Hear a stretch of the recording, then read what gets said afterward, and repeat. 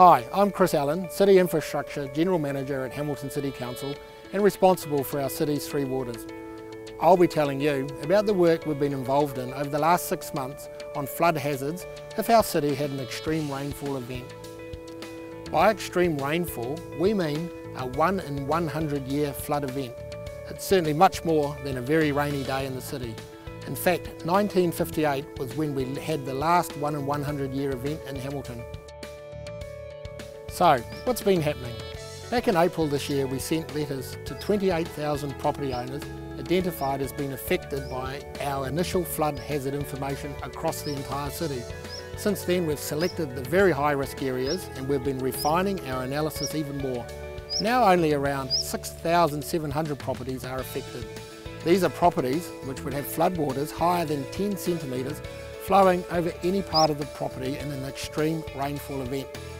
Anything under 10 centimetres of floodwater is unlikely to be regarded as a significant hazard to people and to cause damage. For the other 23,000 property owners who have received a letter saying your property isn't considered to be affected by a flood at this time, this means that no new flood hazard information on your property will appear in the city's proposed district plan. There will also be no noting of any flood information on any LIM or Land Information Memorandum requested for your property. It's important to remember that in the case of extreme rainfall, these properties may still get some surface flooding. Looking ahead, we'll be continuing to improve our knowledge of flood hazards in the city.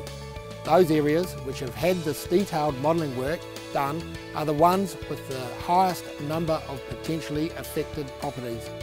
But in the years ahead, we will be doing this detailed work in other areas of the city. This work is all part of the proposed district plan, and here's a few ways you can find out more and have your say.